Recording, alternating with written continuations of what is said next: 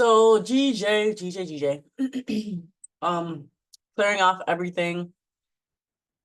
So price could either reverse from here or drop down one and then reverse from this level right here. And I think that might be what happens if it doesn't come from here. Because if I look to the left, that's like the next main thing, right? This rejection that happened in Asian. I was actually considering taking it because I was like, well, it meets all my entry requirements except for the time, the directional bias we already know is bullish. It's on the 50% level of the 4-hour fib. But I just didn't like the time. So if not here, then it would come from here. And my signal to enter already happened when we had this last level of resistance and it was broken by these. So now it's telling me that any buys taken here is fairly valid. Again, if it doesn't happen here, then I'll be looking for it to happen lower. And for gold, I never took gold buys yesterday because I guess I had my fib placed.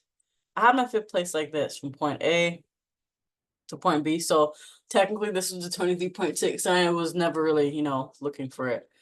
But let's try to. So I could either go from here up and probably potentially miss it like last time, or from here. But it's all good. It's all good. Let's see, the current fib would be. I think a 4-hour may come down anyways. When the 4-hour breaks support, then it'll be the beginning to a bearish. Well, it will break into a counter trend.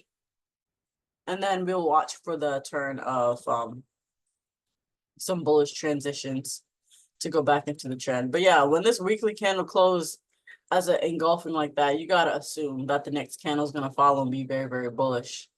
It's kind of like what I assume here for gold, right? We had this massive, beautiful, bullish pattern. So that's why my bias is so buy heavy, especially since everything else is lining up with the bias. Yeah. So let's see what is. Okay, I can't.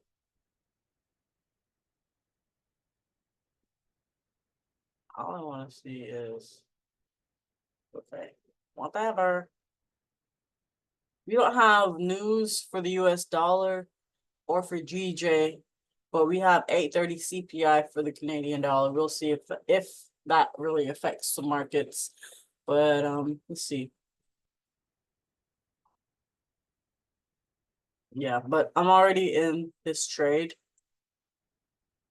It is going well, right? Because if I break down what's going on right here, we have a bullish engulfing right here, which I like a lot.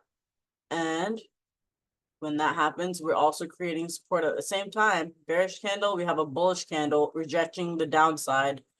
So that means support was respected. So now, even if you wanted to get into some more buys right now, that would also be very, very valid. And you would be able to, have maybe a 19 pip stop loss on GJ. That'd be really good. So, yeah, happy trading, everybody.